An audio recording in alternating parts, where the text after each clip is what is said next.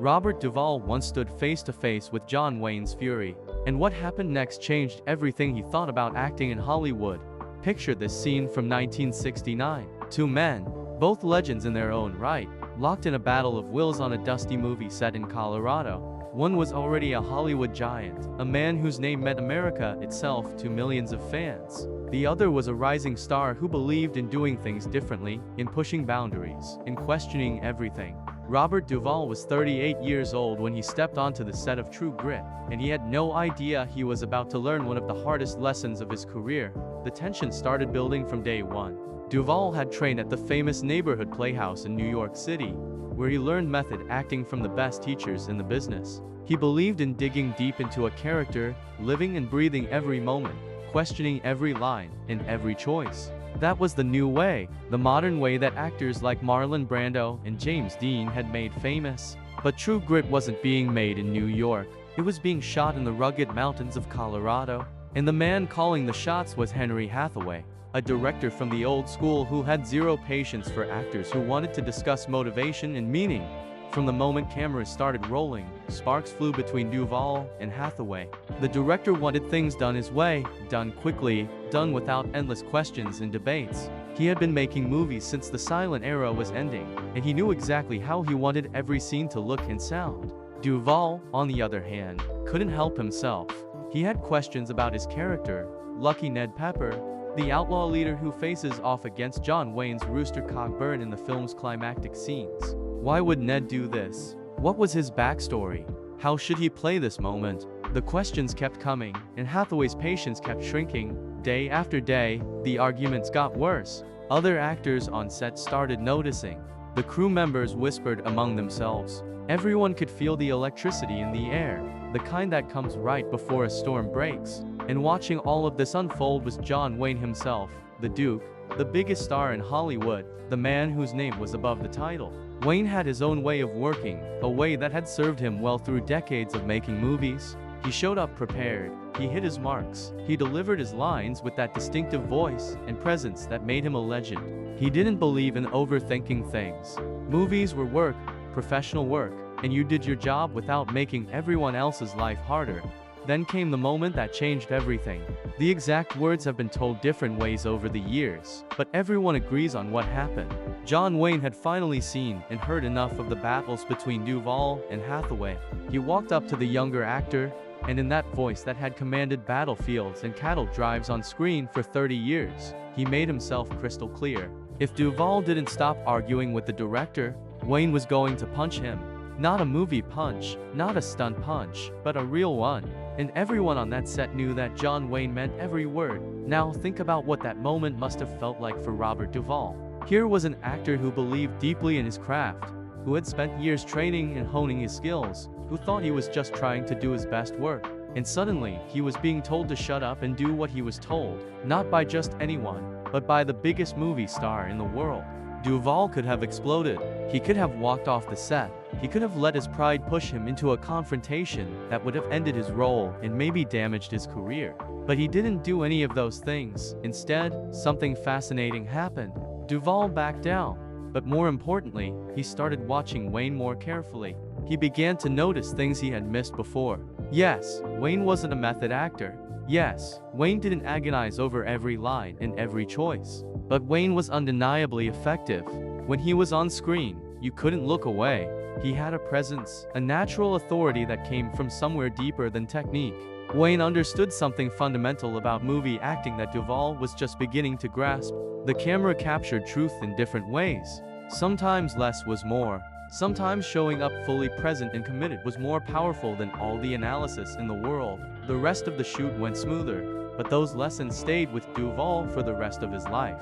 Years later, long after Wayne had passed away and Duvall himself had become one of the most respected actors in Hollywood, he would talk about that experience with a mix of honesty and appreciation that surprised people. He admitted openly that he hadn't gotten along with Henry Hathaway. He said he wouldn't even talk about the director. But when it came to John Wayne, Duvall said something that revealed how much his thinking had evolved. He said Wayne wasn't as bad as some supposedly serious actors he had seen who trained at the actor's studio and went through all that intense preparation. He said Wayne was actually interesting to be around, pleasant and outgoing, Think about what Duvall was really saying there. After decades of working with every kind of actor imaginable, after winning an Oscar himself and being nominated for more, after becoming exactly the kind of respected dramatic actor he had always wanted to be, he was looking back and acknowledging that John Wayne had something real. It wasn't the method, it wasn't the technique, but it was authentic and it worked. That's a remarkable thing for an actor of Duvall's background to admit, and it shows genuine wisdom and growth. The True Grit story reveals something crucial about Hollywood in that era. The late 1960s were a time of massive change in American movies. The old studio system was dying. The actors who had been huge stars since the 1940s and 50s were getting older. New talent was coming in, trained in New York theaters, influenced by European art films, wanting to make movies that were grittier and more realistic. There was a real clash between the old guard and the new wave, and it played out on sets all over Hollywood. The True Grit set became a microcosm of that bigger battle, with Wayne representing tradition and Duvall representing innovation. But here's what makes the story even more interesting. Both men were right in their own ways. Duvall was right that actors should care deeply about their craft, should ask questions, should push for authenticity.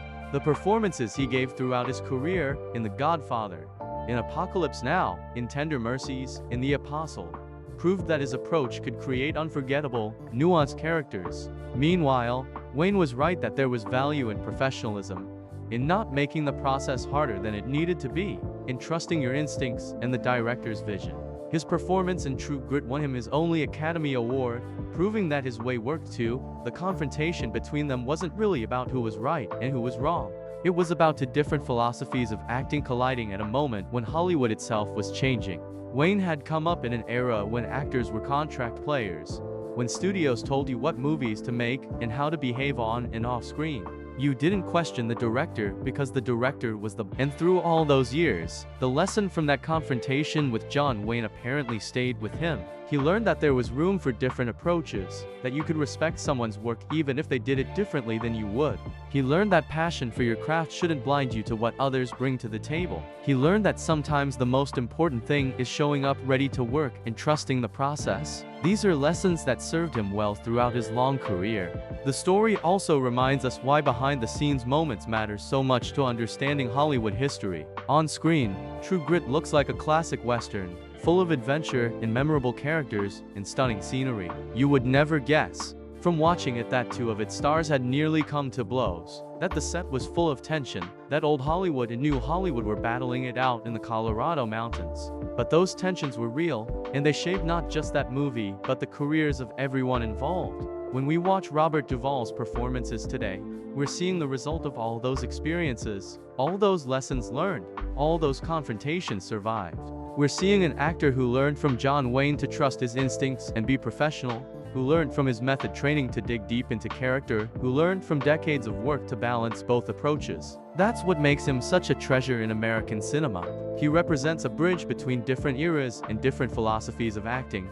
Someone who learned from the old guard while helping to create the new. The confrontation on the True Grit set could have ended badly. It could have destroyed a working relationship, damaged a movie, hurt careers. Instead, it became a teaching moment, a chance for growth, a story that reveals deeper truths about Hollywood and acting and human nature. Robert Duvall went into that movie as a talented young actor with strong opinions. He came out of it as a wiser performer who understood that there were many paths to excellence. John Wayne came out of it with an Oscar and the satisfaction of knowing he had held his ground while still doing great work.